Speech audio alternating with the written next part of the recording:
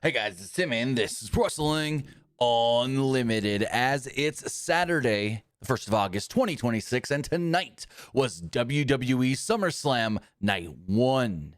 I thought this was a really good show from start to finish, all really good matches. I mean, if you want to say there was a not good match, you really can't, because everything was good. There's nothing, I would say, at least in my opinion, that was bad on the show. I know some people have complained about the 6-woman tag. We're like, what are you complaining about?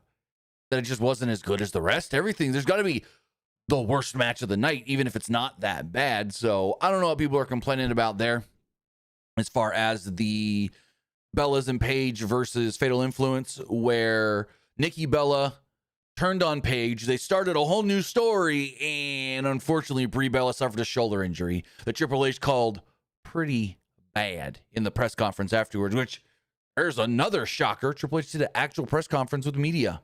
Yeah, an actual press conference with media, not just, I'm going to go sit on the post-show panel. No.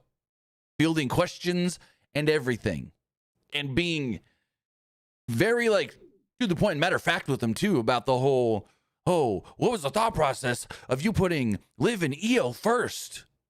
And it's like, and basically he was just like, I'm not a big fan of the whole, I'm mad about my position on the card and blah, blah, blah, blah, and this and that. You should just be happy. And being the first match out there is actually sometimes a privilege and an honor and one of the harder things to do. Chris Jericho's talked about this in the past, and Triple H said it tonight too. As the first match of the night, especially on a pay-per-view or a PLE, whatever you want to call it, you're the one to go gauge the crowd. You're the one to go out there and hype them up and get them going for the rest of the show. And Jericho used to say, I either want to be the first match or the last match. I want to be the one that gets that crowd rolling, or I want to be the one that main events. And that's why he was mad that him and Kevin Owens went on second at WrestleMania 33. But Triple H said that. He's like, when you look at this card and you see who you need to send out there to have a banger to get this crowd rolling, it's Liv and Io. Because he knew that they were going to go out there and have a stellar match, and they did. And then you have people like Sportskeeda saying that, breaking news, Io Sky was injured in the match. No, she wasn't. She sold an ankle injury. She sold. So whoever wrote that for Sportskeeda, they got you. They got you. Because the only injury of the night was Brie Bella. Io was not injured.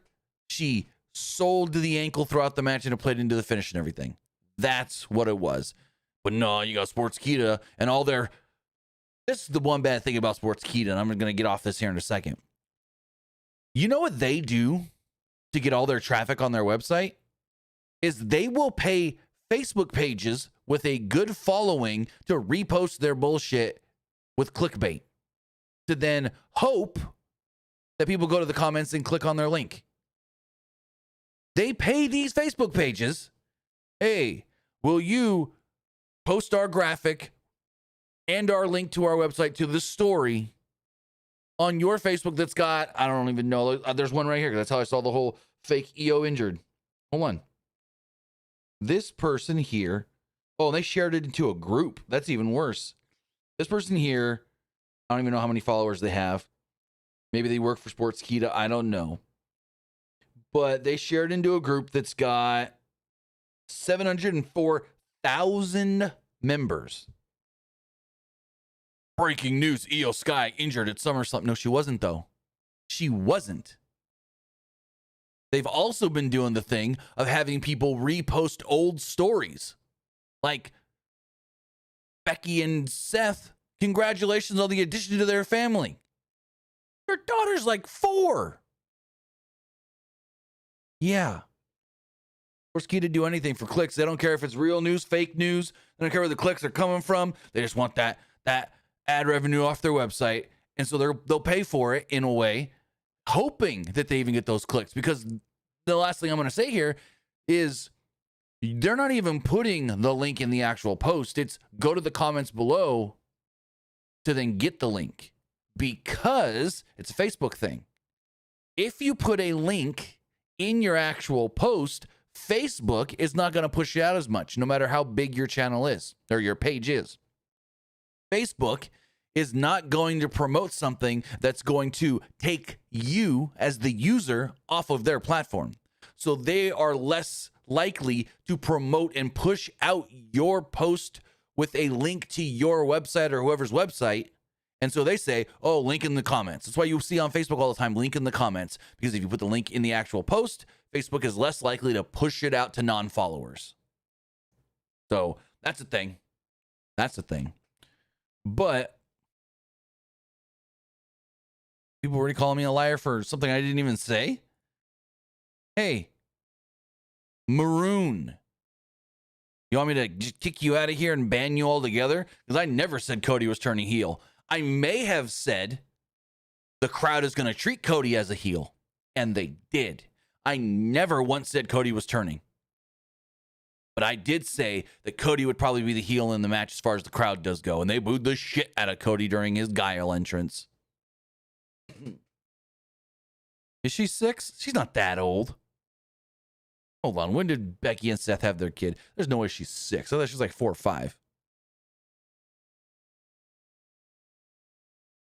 Hold on. We're going to figure this out.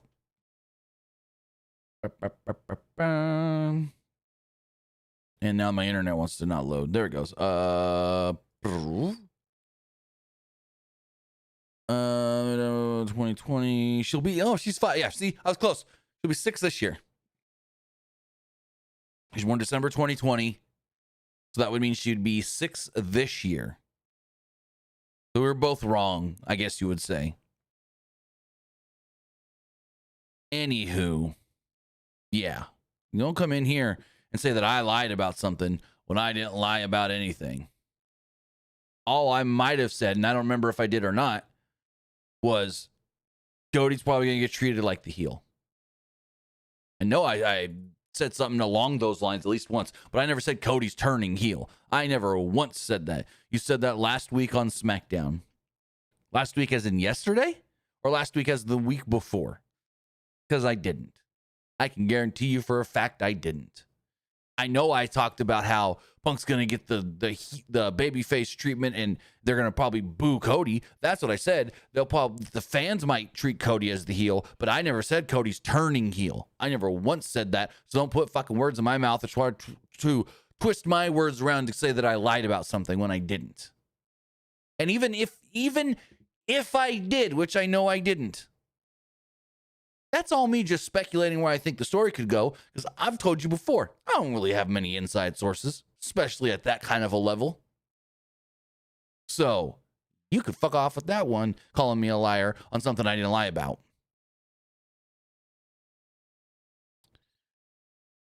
But with all of that, SummerSlam, good show, night 1. Night 2, you got your work boots on. With all of that, I want to say thank you for joining us here at twitch.tv/PWU Unlimited. Oh, GTA, don't even start. You one more thing about me being the liar, you're gone forever, because you fucking do it every time. So I'm tired of you. But with that, I'll say thank you for joining us here at twitch.tv/PWU Unlimited, youtube.com/Pro Wrestling Unlimited, and podcast services all around the globe like Stitcher, Spotify, Google Pod, Apple Pod, Anchor, iHeartRadio, and so much more. Remember, if you're watching live on Twitch, you can help us out a couple of different ways. You can either help us out by hitting that donate button down below or by donating Twitch bits in the live chat. Also, remember, you can help us out by subscribing to the channel one of 2 different ways. You can either subscribe with a tiered subscription or you can subscribe with Amazon Prime, because remember, if you have Amazon Prime, then you have Prime Gaming. Prime Gaming gives you a lot of cool things like free games, free stuff for games, but you always get 1 free subscription to any Twitch channel you want to subscribe to throughout the month. And I greatly appreciate it if you did right here for Wrestling Unlimited.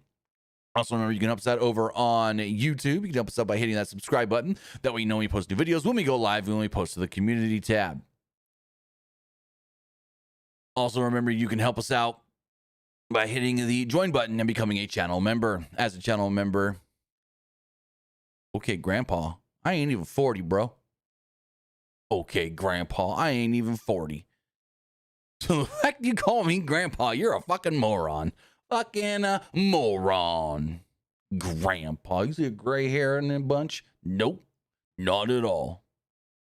Which that's not really that good of a thing, because I had a friend in high school that was full head gray by almost 8 before he was turned 18. So anyways, remember, if you are watching live on YouTube, you can also get your comment, question, or concern read live on the air by donating a super chat. And finally, head over to the Epic Game Store. Head over to the Epic Game Store and buy something. Whether you're buying a new game, whether you're buying an old game, whether you're claiming a free game or getting bucks for Rocket League, Fortnite, or Fall Guys, use this code right here, PW Unlimited at checkout, and you will be supporting us at no extra cost. Maybe you want to get some of those new summer DC skins. You got shirtless Batman, you got sexy looking Harley Quinn, Poison Ivy, and Catwoman, or you got Tom Holland and John Berthal from freaking Brand New Day in Fortnite as well. Whether you're buying on your PlayStation, your Xbox, your Switch, your phone, your TV, your tablet, anywhere you can play Fortnite, you can play that damn game anywhere. Use our code PW Unlimited. Again, that's PWU NLIMITED for all Epic Games and Epic Games Store purchases. We have some super chats I'm going to get out of the way here early on. Esports Gaming Rules says the Bella Twins turning heel on Paige. I mean, Paige teaming with AJ Lee against the Bellas in the future, maybe WrestleMania Riyadh 43 Riyadh. I mean, it's very possible. Paige is going to need a partner. And now this has got to get delayed, though. Well, no, I take it back. Paige doesn't need a partner anymore. This can literally be one-on-one because Brie is now out injured. It's just going to be Paige and Nikki. Think about it like that, actually. So they don't need AJ Lee, because if they bring in AJ Lee for this, then the sides are going to be tipped on the other way. So that's not going to really work. And also, that would be a WrestleMania 31 rematch. The Bellas as heels against Paige and AJ. But we don't know how long Brie's going to be out, because Brie suffered a shoulder injury. And I'll read here exactly what Triple H said about it. He called it pretty bad. Triple H said, and I quote, I don't have an update yet. She got some treatment here and has been taken to the hospital to get some scans. Don't have a clear answer on it yet. I know she hurt her shoulder. Seems pretty bad, but I don't have an answer yet. Hopefully we will soon, and hopefully it won't be as bad as we thought it was. So hopefully, it's nothing too bad. Maybe, because, like separated shoulder, that could be separated shoulder. You pop it back in, it heals in a couple months. Then you can also have a dislocated shoulder, like Finn Balor, where you need surgery. You think, I'll be back in a few months, and then all of a sudden you're gone for almost a year because it was worse than you thought once you got in there and did the surgery. So, yeah, I don't really know what to say more on the Brie Bella thing, but it's like the Paige and Nikki thing is now just one-on-one. And Nikki did say, as we'll talk about later, Nikki did say when they were walking up the ramp, she looked into the camera and goes, don't ever take my spot or something like that. That's for taking my spot or trying to replace me. So we'll see. But Esports Gaming Rule says, love Cody Rhodes' special Street Fighter tribute entrance to promote the movie. Yeah, that was cool with the whole game intro and everything. But there was one thing in that. When they had the character select screen, I want to say it was like the bottom right corner. There was a masked dude that we just didn't know who that was. Might have been one of the characters from the 2K games. Esports Gaming Rule says, love CM Punk's old school NHL tribute entrance to celebrate 20 years since his WWE debut. Yeah, that was really cool. Wearing, because I saw people online that didn't know that was a hockey reference with that gear. Go, why would a guy from Chicago be wearing Green Bay Packer colors? I'm like, that's not Packers. It's not Packers. Esports Gaming Rules also says Randy Orton is back. The IWC is thinking, where's The Rock? No, they're not. At least not that I've seen. What IWC? Who? Who's asking where's The Rock? Nobody that I've seen at all. But you know who might also be coming back soon? KO. Both the Wrestling Observer and Fightful reported this week that Kevin Owens could be returning soon. Whether that is back in the ring or in a non-physical role, we'll have to wait and see. But here's a good update. Kevin Owens was training at the PC this past week. Was in-ring training at the PC. And finally, the last one here. Glad Oba won, and that means Brock retiring, even with him entering the University of Minnesota Hall of Fame class of 2026. Well, we don't know if Brock's retiring. Brock did call himself the past. When Triple H was asked about, does this mean Brock is now retired? Triple H goes, I don't know. Brock likes to do what Brock wants to do. He called himself the past. We'll take that for what you want. So we'll see if this means Brock's actually retired or if Brock's going to come back for one more Mania. I don't know. I don't really know what's going on. Nobody knows. They don't even know what Brock's going to do because they're just leaving it up to Brock. Whatever Brock wants. Brock wants another match, they'll give him another match. Brock wants to go back to Canada, sit on the farm and hunt, they'll let Brock go to the farm and hunt. But if anything, I don't think we see Brock again if he wants to come back to Rumble time, set up something for Mania, and there we go. So, but yeah, we'll see where it goes, but I don't, this could be it for Brock. Could not. And I'll talk more about this when we get to the post-match of that thing, what Triple H said about Brock earlier this week and in the post-show and all that stuff, because there's a lot of Brock getting his flowers right now that I think is duly noted and duly deserved. But with that, got all the bit donations and whatnot out of the way, we can start talking about this daggum show. So I did have the 3 freaking hour pre-show on in the background while I was doing other things before the show started. Nothing to note happened. Other than I thought it was cool. So they basically are doing WWE World, but it's a scaled down version called SummerSlam Takeover in Minneapolis. And so you can go there, meet and greets, there's a superstore and all that stuff. Well, Jackie Redmond was live at the stadium interviewing Tiffany Stratton from the SummerSlam Takeover as she was doing a meet and greet in the middle of her taking pictures with fans, which was really, really cool. Like literally, they were doing a meet and greet with her. And you hear the fans behind her, Tiffy time. And Jackie Redmond's interviewing her about, SummerSlam being in Minneapolis, what that means to her, tomorrow the ladder match. And then they start just rolling in families and people for her meet and greet and her photo op. And she was just like, one moment, Jackie. And she'd put her arm around like one of the kids, pose for a picture. Great. This looked great. And for all people to go, these wrestler meet and greets suck. They don't do anything but stand there and take a picture next to you. Blah, blah, blah. Well, Tiffany was showing you that that's not the case. Tiffany was standing there, especially I think there was like 2 or 3 different kids. She would put her arm around them, posed with the kids. Even when there was one guy, put her arm around. Like it was a whole thing. So it's like, no. And she would literally stop talking. It's not like, oh, I'm going to keep talking through your picture. No, she stopped talking, met with the family for a second, took the picture. Okay, Jackie, what was that? It was great. Tiffany showed how you can multitask and how a WWE meet and greet looks basically. Photo op. Yeah, there's shuffling people in there fast and getting them through because they got so many. They got to get done in a specific time. But yeah, I thought that was a really cool thing for them to do because it was different. Interviewing somebody off location, might I add you, during their meet and greet, which is really cool. And she was still, while doing this interview, trying to give as much time and attention to the people paying to see her and get photos with her as possible. I like that a lot. As far as the show does go, they tell us we got about a minute left and the show starts. ESPN Unlimited, nothing on regular ESPN. Then they kick it to the ring right as the show's about to start. And they say, we want to welcome Vaughn Evelyn, who will be singing God Bless America. This did not sound good. And do you know who Vaughn Evelyn is, ladies and gentlemen? Do you guys know who Vaughn Evelyn is? Because there's a name missing from her name. I'll just say that. See if chat pops it in. They should know by now, of course. Because this was literally like 5 hours ago.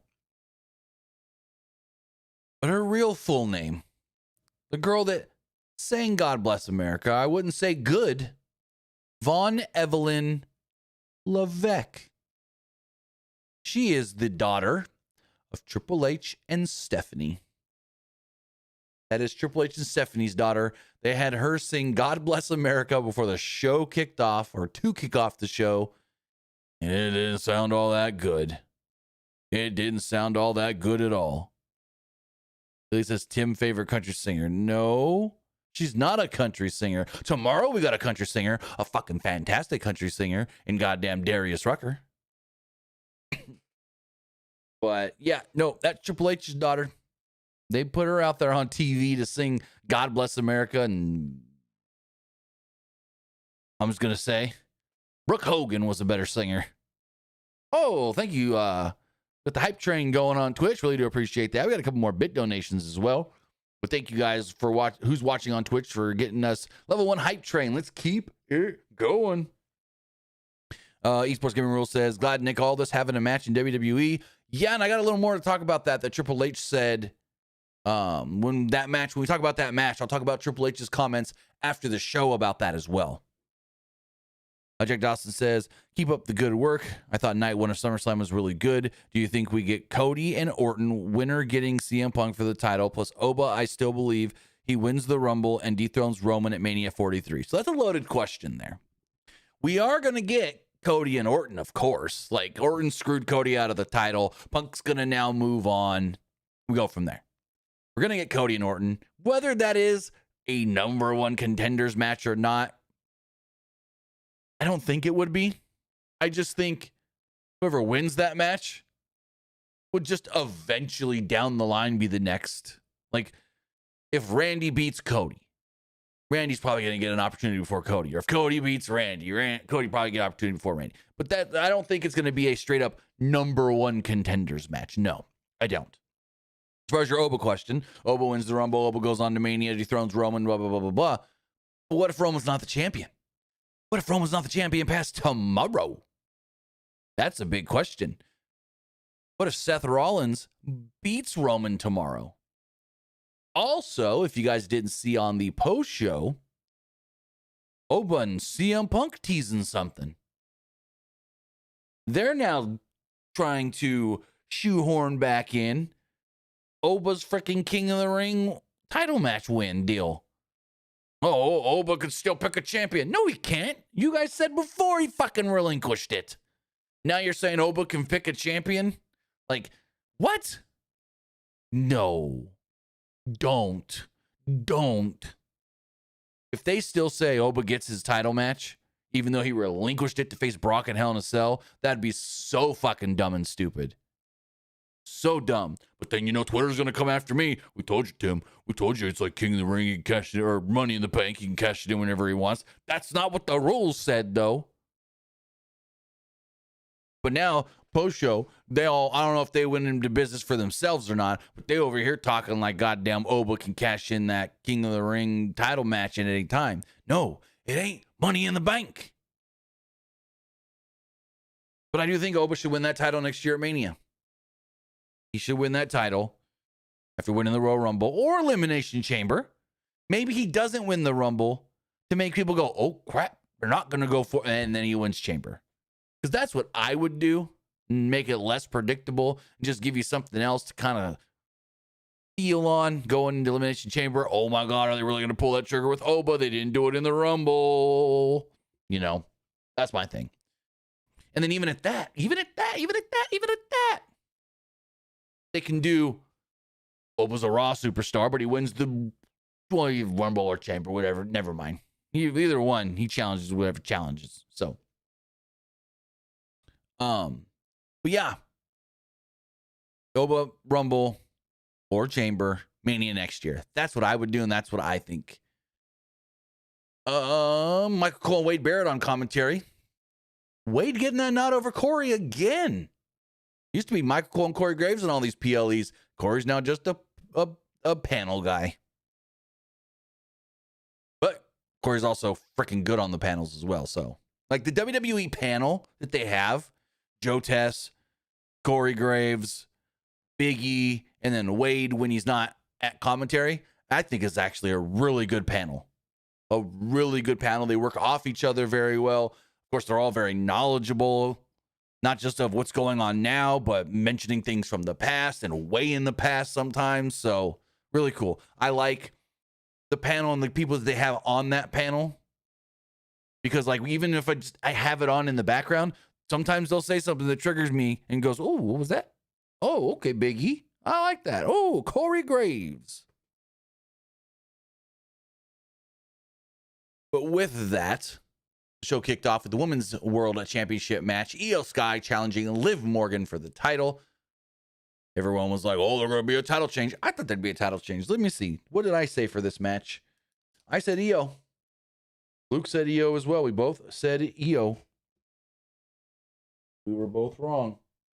As far as the match does go, though, they really played up the fact that Liv has had this title for over 100 days and has not defended it. And they keep bringing it up. And ESPN brought it up. And they brought it up on the pre-show. And they brought it up during this match. And I'm just like, are you trying to like expose your booking or something? But then Liv tried to save face later, saying, I don't need to defend my title. When I'm this good, it just makes me more iconic.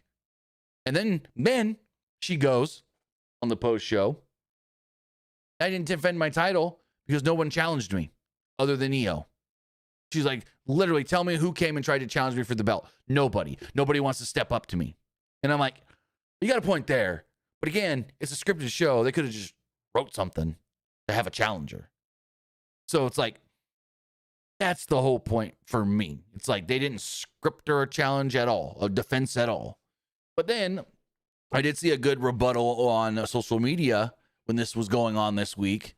You know, hey, she did do the Queen of the Ring tournament. And so while in that tournament, no one was going to challenge her because she was focused on the tournament. She wasn't going to be defending the title while she was focused on winning that tournament. So I guess you would say that does make a little sense.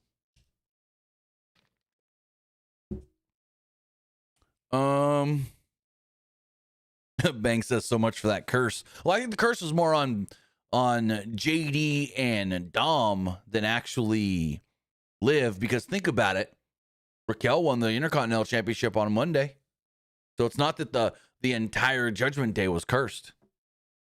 Granted that they thought, oh, she's cursed, didn't win the Queen of the Ring. But as far as the match does go, Sky stomped at Morgan early on in the corner and did hit Morgan with a double knees to the chest. Also, I don't know exactly what spot it was, but Liv showed up to that post show. Pretty mean shiner. Black eye. The fight went out of the ring. Sky floored Morgan with a forearm.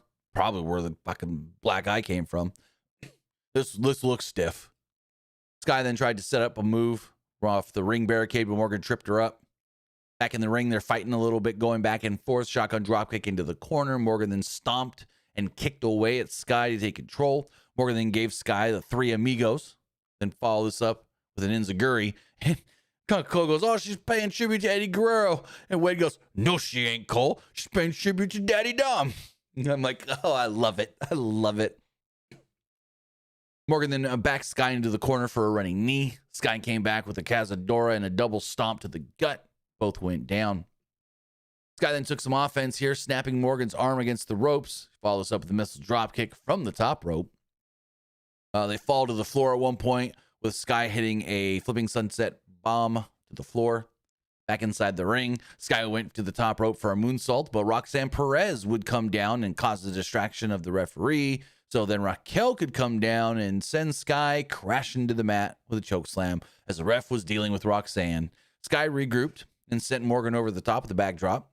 Sky then took out Perez and Rodriguez with a moonsault from the top to the floor.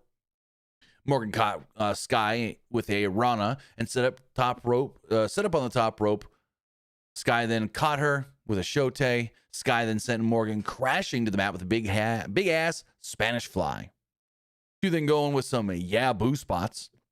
Morgan actually was winning the exchange, but Sky came back with a double underhook face buster and followed this up with a double underhook backbreaker. Morgan then went for an Oblivion, but Sky countered it into her version of like a Crossroads looking move.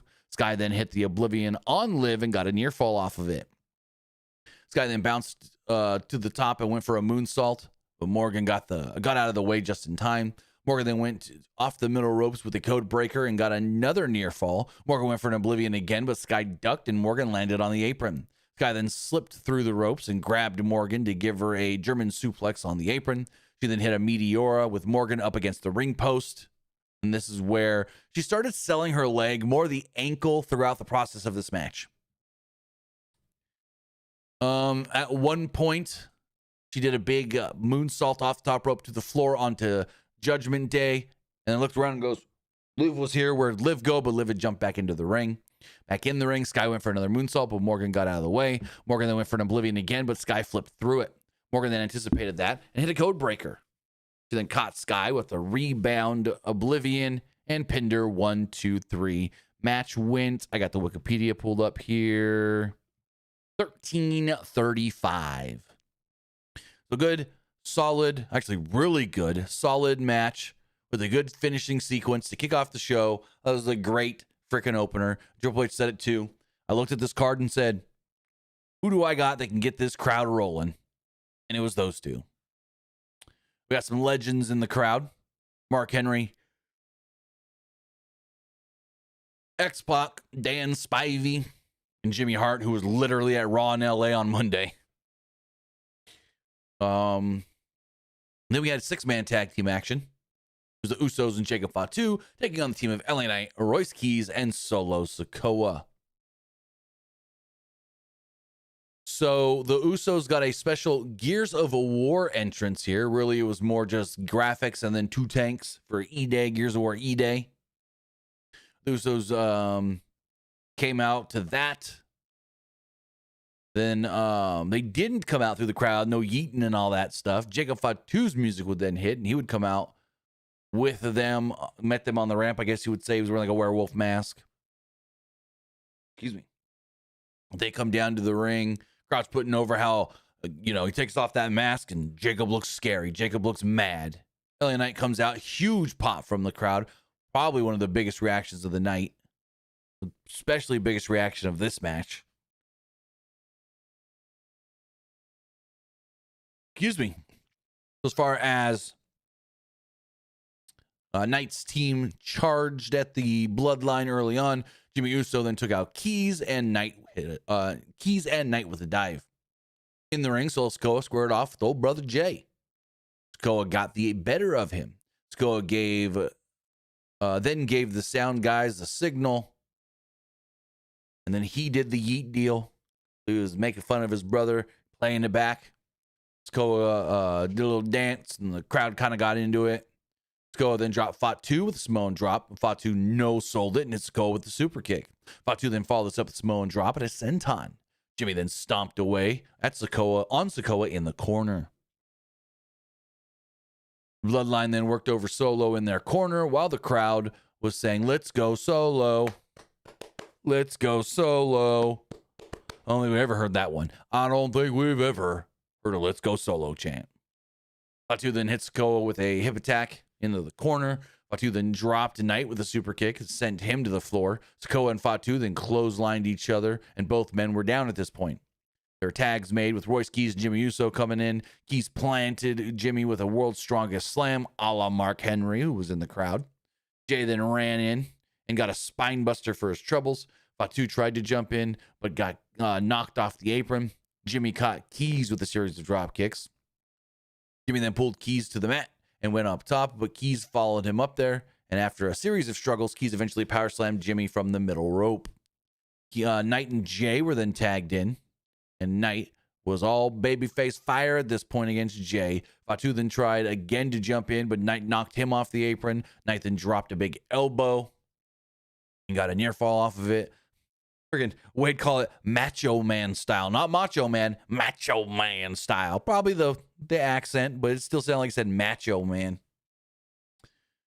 Then Jay came back with a spear. Got a near fall off of it. Jay went to the top rope, but Knight popped up and super kicked him off the top. Jimmy then dove off another corner and hit a splash. Sikoa then took out Jimmy with a Uranagi. Fatu took out Sikoa with an implant DDT. Keys then drove Fatu to the mat with a spine buster.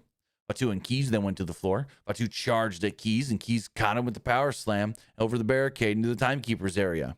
Back into the ring towards the end of the match here. Jay hit Knight with another spear. Jimmy came off the top with another splash and covered him, but Knight broke up the pin. Or no, kicked out at 2. My bad. Kicked out at 2. I wrote that wrong. The Usos then set up for the 1D.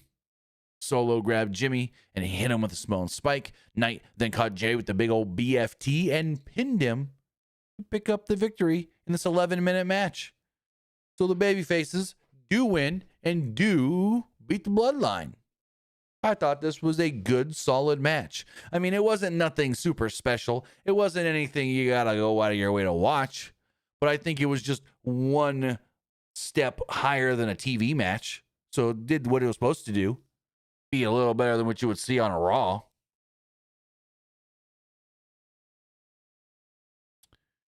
So at this point, we're supposed to be, we're 2 matches in. We're thinking, oh crap, we're going to get all these commercials. Not really. The pacing was a lot better on this show than it normally is. We did get a quick Wheatley vodka commercial. Jim Duggan's in this one with Cody and whatnot. And then we immediately, boom, boom, boom, boom, we're back into it. Gunther and Nick Aldis. Nick Aldis comes out to Oasis, which Triple H said, we're setting up this match and we're Nick's gonna wrestle, and we asked Nick, hey, just spitballing. If you can come out to any music, what would it be? And Nick was like, Oasis, of course. And he's like, we could try. Let's have a backup plan just in case. And then he's like, he was so happy when he was able to go to Nick Aldis and say, hey, Oasis is on board, let's do it.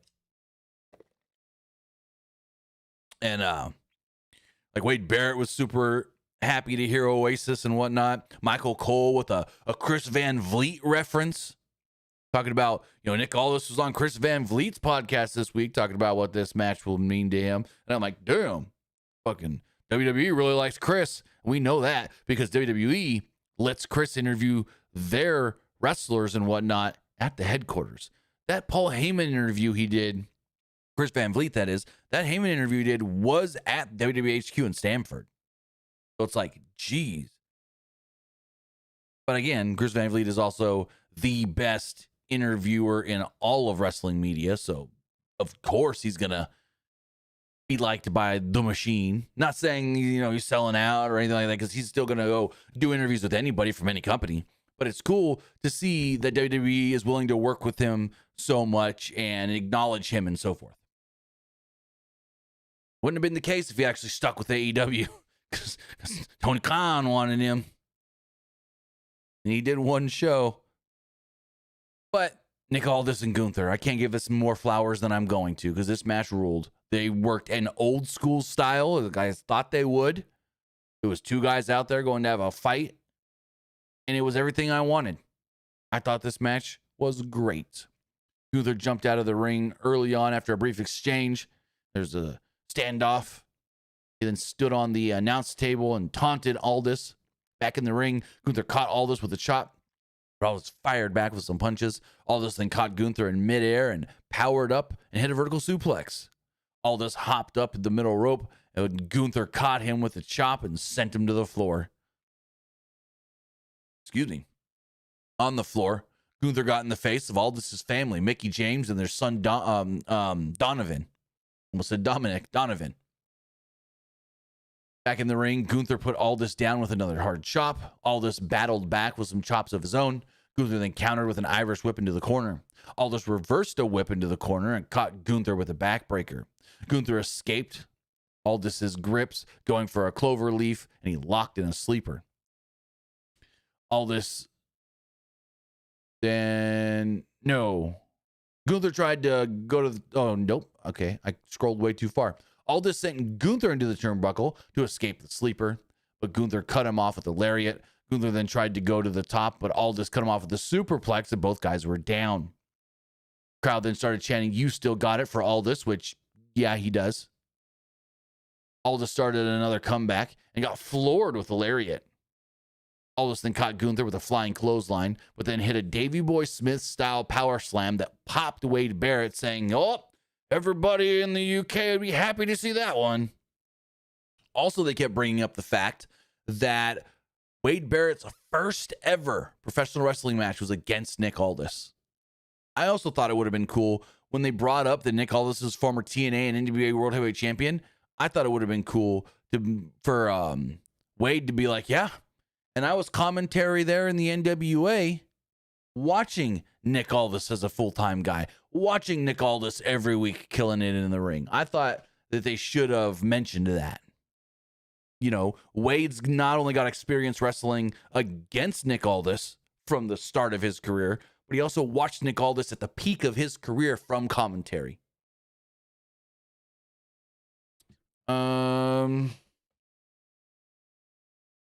Elite Nick Aldis Will be 40 this year, I believe. No, yes.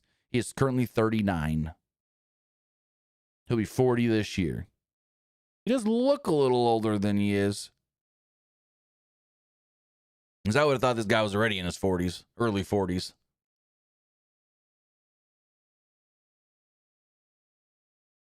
Oh, Kevin Abreu says, who's better, Chris Van Vliet or Ariel Helwani? That's hard to say because they have different interview styles. Chris Van Vliet is really good at getting the person he's interviewing to tell stories, to make them feel comfortable and tell stories. A lot of times, an Ariel Helwani interview is like two buds just talking. And granted, I don't watch enough Ariel Helwani, so I'm going to be biased to Chris Van Vliet because I watch and listen to most of his interviews.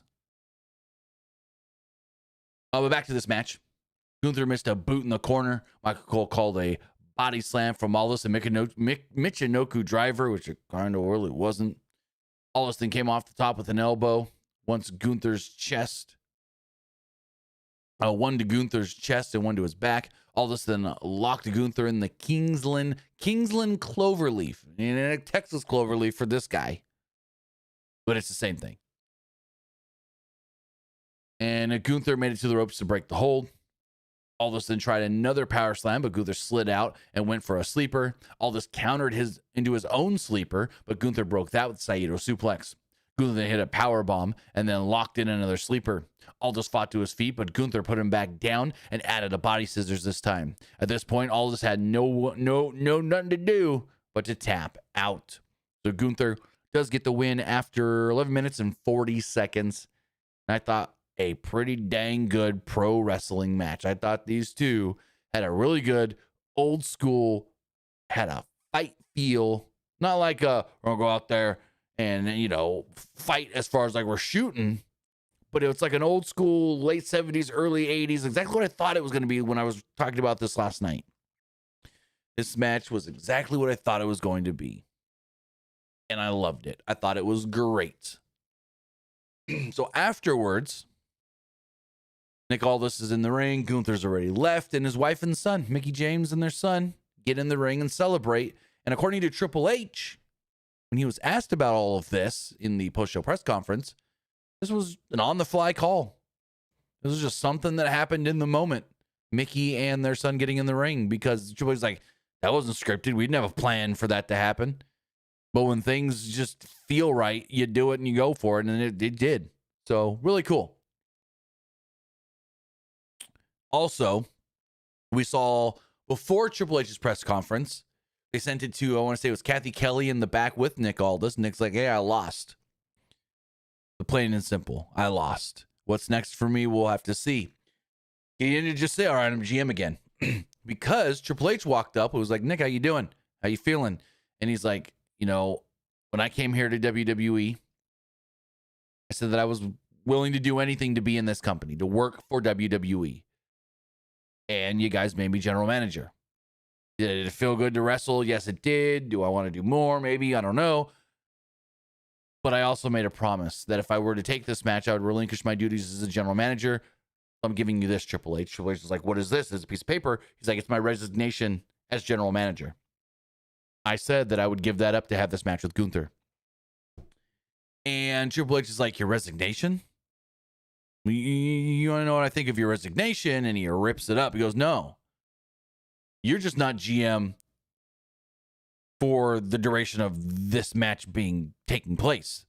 He's like, but you're great at your job and you're reinstated. So back Friday, Nick Aldis, general manager of SmackDown, and Kathy goes, well, boss, I guess I'll see you work on Friday. He goes, I guess you will, Kathy. So yeah, there we go. Triple H was also asked, hey, is this going to be a one and done? We ever going to see Nick Aldis again, in a ring? And Triple H is just like, well, Nick's the general manager, but it's pro wrestling, so never say never. I mean, I'd love for a Nick Aldis to just randomly show up in Rumbles. That'd be fun. Nick Aldis go in there and duke it out with a couple different people inside Royal Rumble matches. So then we add, 6-woman tag. The Bellas and Paige taking on Fatal Influence. Fallon Henley and Brie Bella started things off. Brie almost immediately went for the yes kicks and got a good reaction from it when she did. JC Jane and Lainey Reed were assaulted by Nikki and Paige on the floor. On the floor, Brie got stomped against the ring steps, and this is where I think she was hurt. JC Jane came barreling in with a cannonball right in her shoulder into the ring steps, and Brie never looked the same ever since. So, yeah. I think that was the spot that injured Brie Bella. Lainey Reed got the tag and wore down Brie with the chinlock. Brie then started to work her way over to make the tag, but Lainey Reed cut her off. Nikki then got the tag and hit a series of clotheslines on Reed. Nikki then sent Henley into Jane, then clotheslined Jane, so she effectively DDT'd Henley by accident. Nikki then floored Reed with a forearm. Henley tried to interfere, but Paige broke that up with a super kick. Brie then floored JC Jane with the forearm. Brie was completely gassed at this point. You know, she was hurt and she's just trying to get through this with that fucking whatever hurt shoulder. And you could tell she's trying not to bump or anything. The match was finally, there, coming down towards the finish. It was okay, like I said. It wasn't a bad match. But you can tell that they knew Brie was hurt. And so they were trying to do what they had planned, but also limit Brie. Paige then got the blind tag, caught Jane with a sunset flip for a near fall. Paige got distracted. Jane hit her rolling forearm, and Paige was pinned 1, 2, 3. So they got out of it. Fatal Influence celebrate, and then they leave. Then it gets weird because the Bellas are in there with Paige, and they celebrate. And Nikki's like, yeah, Paige. And Paige's music then plays. And I'm like, they're turning on her. They're turning on her. They're not staying in this ring to not turn on her. And boom, Nikki takes her out. Nikki knocks her down. She gives her some kind of, I don't want to hit you too hard kicks. Which are for a Rack Attack 2.0. They play up, why are they doing this? When the Bellas needed somebody, Paige was there to save Brie and get Brie's WrestleMania match, because without that, Brie wouldn't have wrestled in WrestleMania, and blah, blah, and they're like, this makes no sense, and that's all, yeah. So, Nikki's over here, she hits the Rack Attack 2.0, she jumps on Paige, she's giving her the wallops on the floor, the ground and pound, and Brie's just in the corner, or standing up kind of off to the side, and she's just looking down going, like you can see, she's fucking hurting. And she's just like, Nikki, go for it. I can't do anything right now. They get out of the ring. They walk up the ramp. Brie's still holding that shoulder like it's going to fall out of socket if she lets go. Nikki's then like, no one ever take my spot or something along those lines. And away we're off. So we'll see where this does lead to, but it's going to be something Nikki and Paige.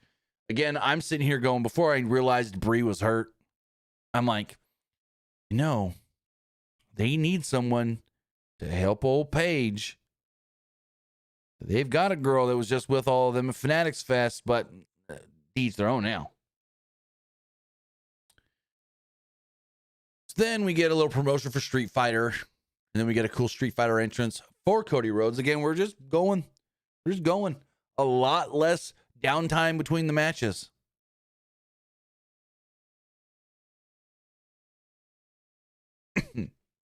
Elite says, how did Brie get hurt again? I think it was when JC Jane gave her the cannonball into the steel steps.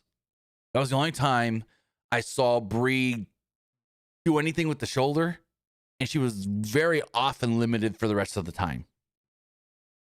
Also, Elite has a super chat here. He says, can Liv face Bayley, Lyra, or anyone tired of Ghost? What do you mean Ghost? I don't understand. Tired of Ghost. What does that mean? But yeah, she could essentially defend against anybody. But are they going to book her to defend against somebody? I don't know. They went 100 days without booking her to defend somebody against somebody other than EO.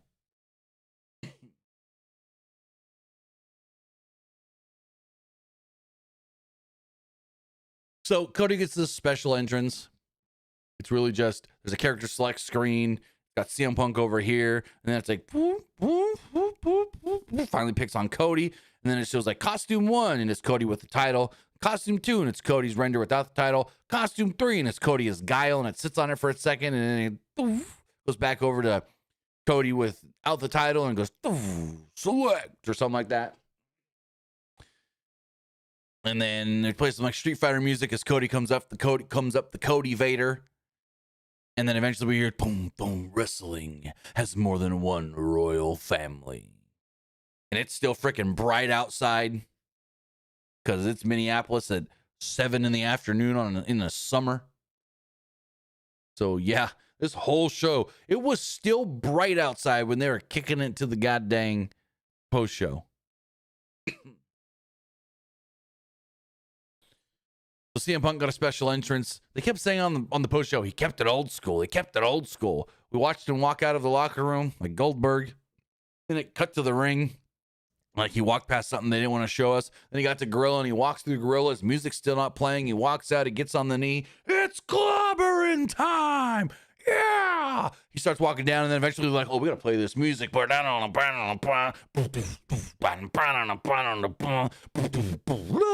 my eyes.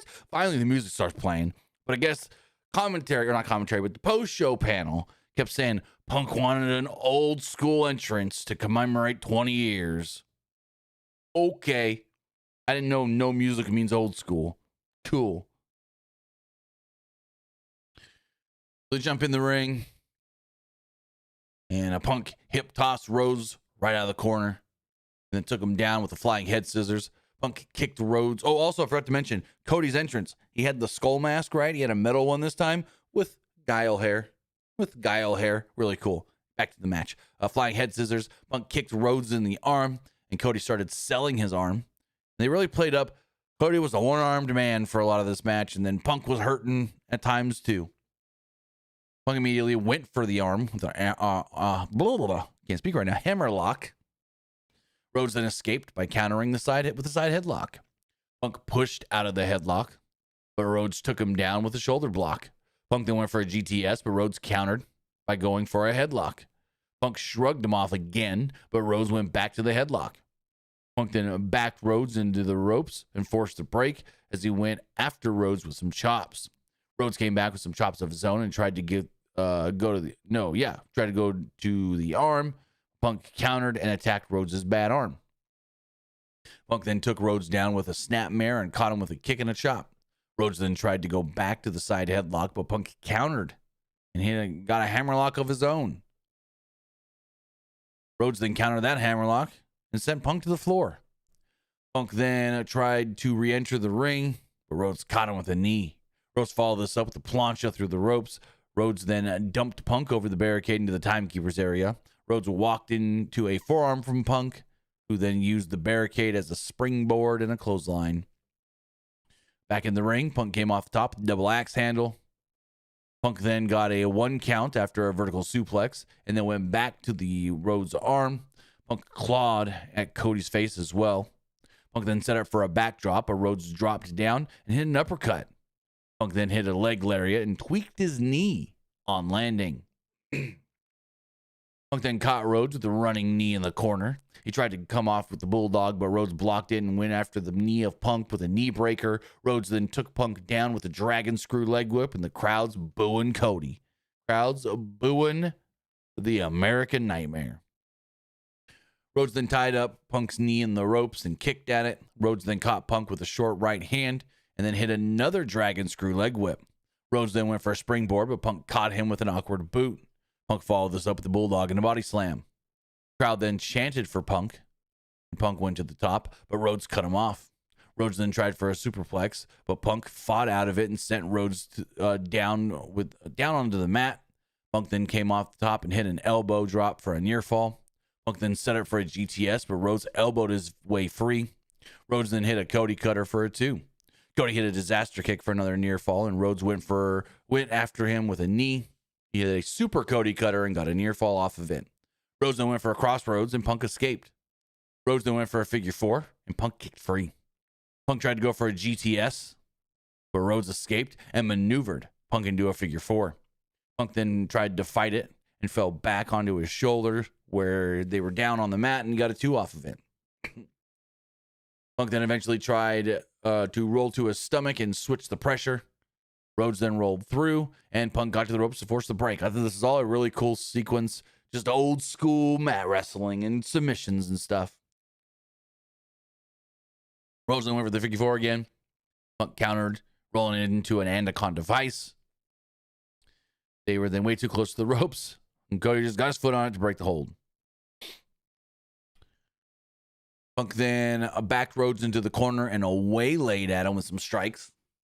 At one point, Rhodes escaped a GTS attempt and tried to go for an Alabama slam, but he spun around and was trying to get Punk dizzy here. Airplane spin. Punk escaped. Anaconda vice again. Rhodes escaped that, and Punk went for a jackknife cover. Rhodes then bridged out of it with crossroads. Punk escaped it too. At one point, they just keep fighting and fighting and fighting and fighting and fighting. There's a lot of stuff going on. I think Punk hit a moonsault at one point that didn't look all that great, but he hit it. Punk then held Rhodes in a hammerlock again and floored him with a clothesline. Cody escaped a GTS attempt and then walked right into a GTS, but Punk used his already injured knee, and so it took him too long to go for the cover. Cody kicked out. The fight went to the floor, and we're like 20-something minutes into this match.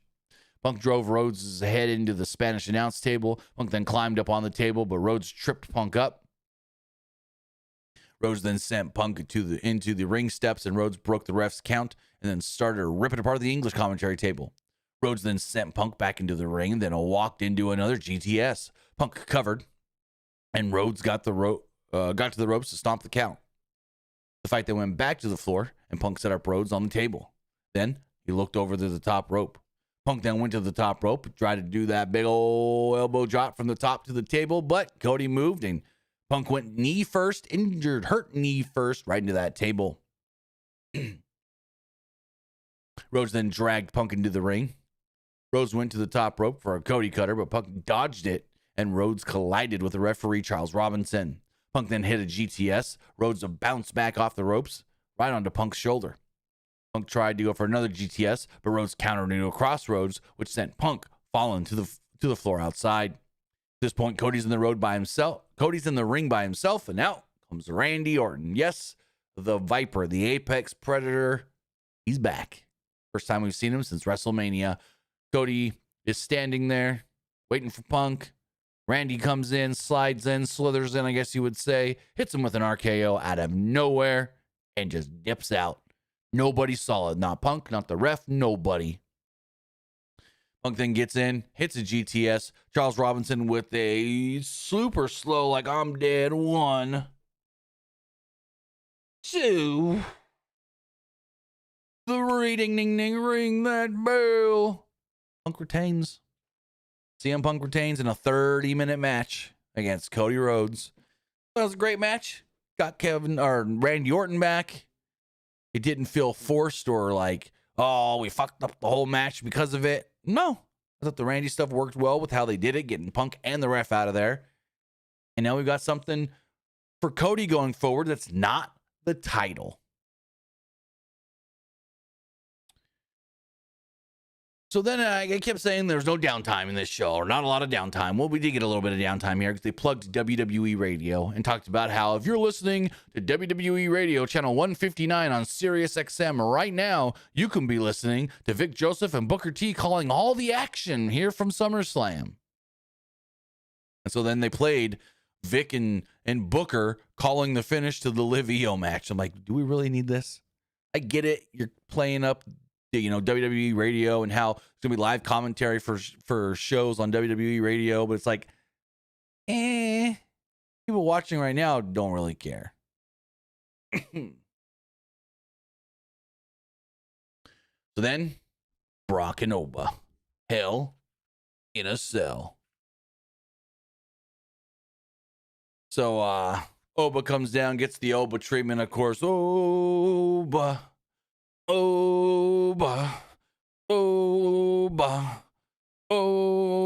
It's wild how many people can't do the strut.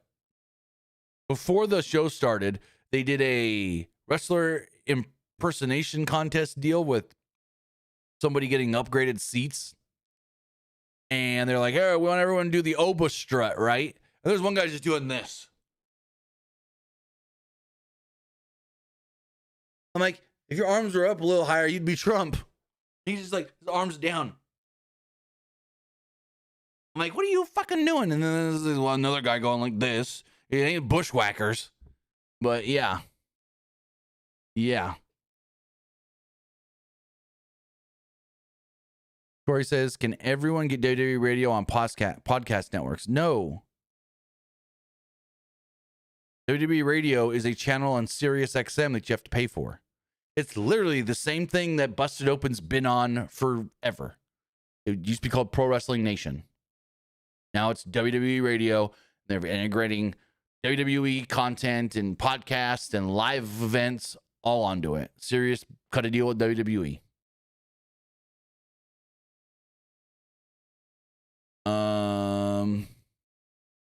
Moving forward, Brock Lesnar comes out.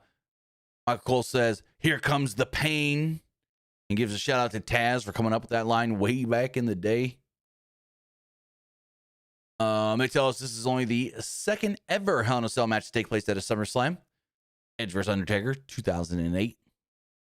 I still remember the story Edge tells about how when they did the ladder spot in that match, and him and Taker were like, "Do we really need it?" And they're like, well, "What purpose would that be?" And Michael Hayes is all, "Hey, well, you should do this, try this, do. And he's like, "You want me to jump off that ladder to show you what I want you to do?" The whole thing. Corey says, how does everybody have to pay Sirius or WWE? You've never heard of Sirius XM radio? You've never heard of satellite radio? You got to pay for to have? It's just a streaming service that's all audio content only. I don't know how you've never heard of Sirius XM. Used to be two different companies, XM Radio and Sirius Radio. Then they merged into one when they were like, we're just two competing with each other. Let's just merge into Sirius XM. That's where you can listen to Howard Stern. That's where you used to be able to listen to Bubba the Love Sponge when he was on the Howard Stern 2 channel. Might still be, I don't know. But I've had Sirius XM like briefly. Bought a car in like 2000. I can't remember. Well, I didn't buy the car, family car. Like my parents bought a car and it came with like 6 months of Sirius XM or whatever. It was always cool because they had the NASCAR channel on there. So you have like the NASCAR shows every week, and then they do the commentary and live stuff from for the races. So yeah. Anyways, they're doing the intros, and Heyman grabs the mic from the announcer and stood on the Spanish announce table, and he introduced Brock. Heyman added that Brock was fighting out of the University of Minnesota. Really juicing up Brock for this crowd here in Minneapolis. Maybe then caught Brock with an uppercut pretty quickly here. Right as the bell rang, they worked him over in the corner. Femi missed a charge in the corner, and Brock took Femi to Suplex City. After about 3 German suplexes, Femi popped up and clotheslined Brock to the floor. Excuse me. On the floor, Femi whipped Brock into the cage. Brock whipped Femi into the ring steps. Brock then went for a suplex, but Femi reversed it and suplexed Brock. Femi then whipped Brock into the steel stairs, then pulled the table from underneath the ring. Femi propped up the table in the corner of the cell. Femi then whipped Brock through the table, breaking it right in half. Back in the ring, Brock grabbed the ring stairs and rammed Femi with them 3 times, actually. Brock then hit a 4th and a 5th German suplex in this match. Lesnar then worked over Femi with a steel chair. He said, courtesy of Wingstop. Lesnar then delivered a vertical suplex. Lesnar suplexed Femi on a small pile of chairs. Brock went for an F5, but Femi got out of it. Threw Lesnar onto the mat with one hand. Femi then hit Brock with a series of running uppercuts. Lesnar caught a charging Femi and hit him with an F5. Femi then escaped again and put Brock down with a Uranagi. Femi then hit a fall from grace and only got an ear fall off of it. Brock sat up and kicked Femi right in the face. He then caught him with a F5. Femi, though, popped up and gave Brock a second one. Femi then popped up and Brock hit a 3rd F5. Brock then went for the cover, but only got a 2. Brock smashed Femi's face with a steel chair. Or back, with the steel chair. Brock then started tearing apart the canvas, exposing the boards below. They're asking, what the heck is Brock's plan here? And you know what Brock's plan here was? The freaking move out of his old Hell in a Cell foe, The Undertaker's playbook. He fucking gave Oba a tombstone on the boards. Oba kicks out, though. Brock goes for the Undertaker cover and everything. Only got a 2. Brock then went for the chair again, but almost punched it right into Brock's face. Femi then delivers a big fall from grace here and pins Brock 1, 2, 3. Kind of on the exposed boards, kind of not on the exposed boards. And so, yeah, Oba wins. Oba picks up the victory. Cell starts to go up. And Brock starts to leave. Oba's in the ring, kind of like getting his wits about himself after this 11-minute match, almost 12-minute match. Brock gets back in the ring and asks for a microphone. Well, first off, he gets back in the ring and he hugs Oba Femi. I'm like, what the? He then grabs a microphone and says, hey, I just want to say that this man right here, he's the future. He's the next big thing here. I'm the past. He's the future. And he's like, I love you, Oba. And this really plays into what Triple H said recently. That Brock has taken a liking and a very big interest in Oba to the point where Brock will just sit with Oba for hours and just talk to him and just give him advice and encouragement. And he just wants to work with Oba, and he sees something in Oba that he wants to help Oba become even better than he already is. And it's wild that Brock sees somebody like that.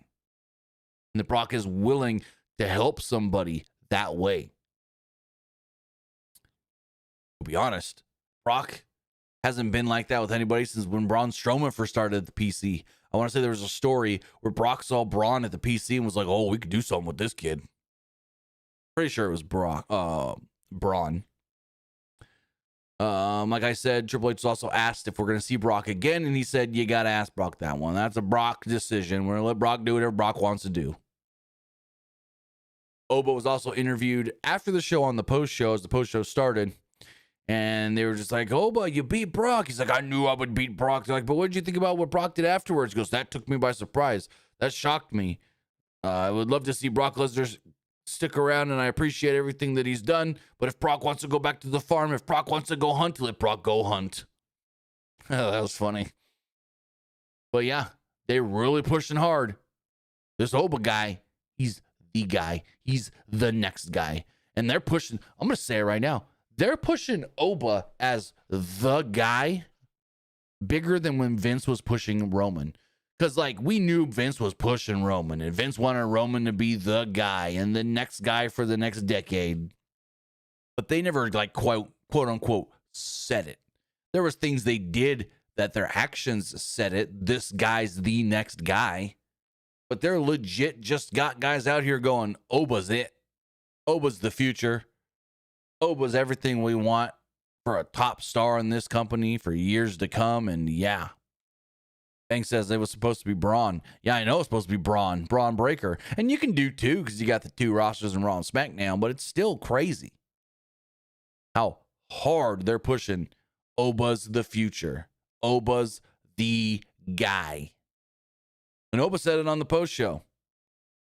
I was probably born and created in some sort of factory to be the perfect pro wrestler because I've got everything. I'm not just good in the ring. I'm good on the mic. I can present myself well. I can do everything that they ask of me, and I do it at a high level already.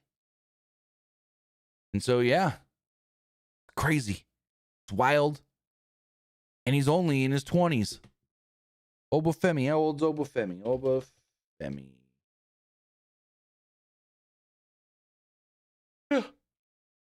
Oba's 28. Well, this guy's got at least a decade or more. See how it goes. But that's night one, ladies and gentlemen. I thought it was a pretty dang good show for the most part. You know what I thought of the show. Now it's time to hear what you guys thought of night one of a SummerSlam. And then we'll talk about night two really briefly as well. But as far as the polls do go,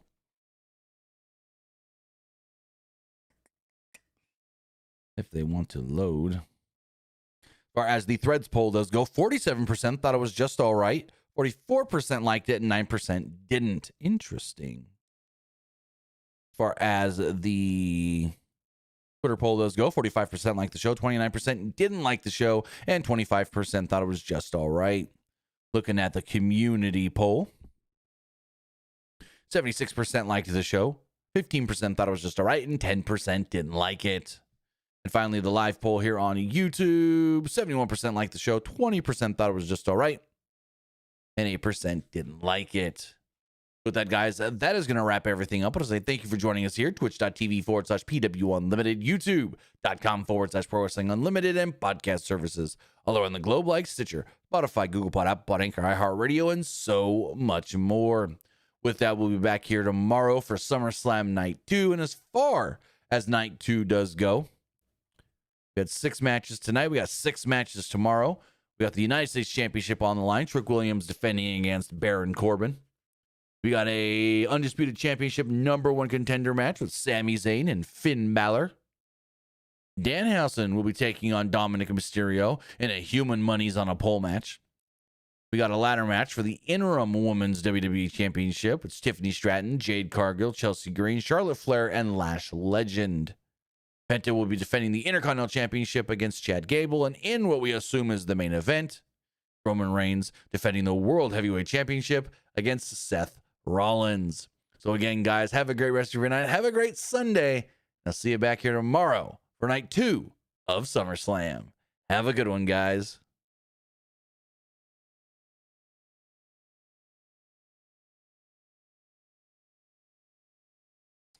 All right, if you're still watching live on Twitch, we're going to hit up a raid really fast. We're going to send you to